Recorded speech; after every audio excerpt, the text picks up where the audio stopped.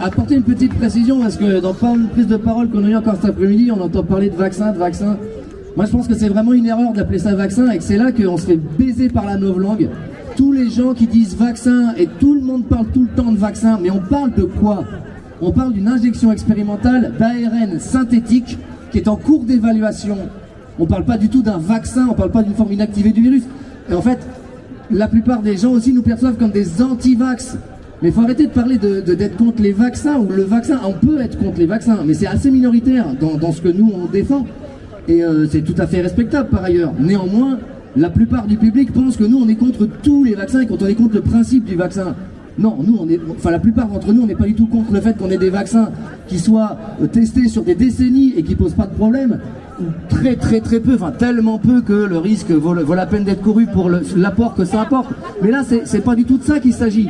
Et quand on regarde aussi les données de pharmacovigilance qui remontent, on voit que ce truc, cette nouvelle technologie vaccinale basée sur la génétique d'un ARN synthétique synthétisé en laboratoire ne protège pas du tout autant que ce qu'on le prétend et surtout cause des problèmes comme jamais par rapport à ce qu'on appelle d'habitude des vaccins.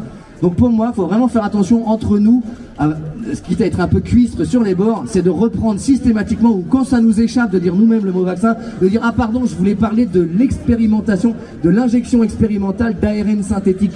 Voilà, c'est un peu plus long à dire, mais ça vaut vraiment le coup d'être dit. Voilà. Et donc je continuerai sur ce qu'il est en train de dire. Ça s'appelle bio et tech, ça veut dire biologie, technologie.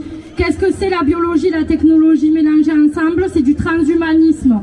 Alors ce qui était hier de la science-fiction est aujourd'hui une réalité. Donc j'appelle les gens à aller vraiment s'intéresser à qu'est-ce que c'est le transhumanisme. Parce que beaucoup de gens ne savent pas et c'est important d'avoir vraiment un savoir holistique sur ça.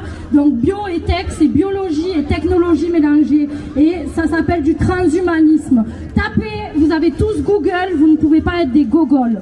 Ok?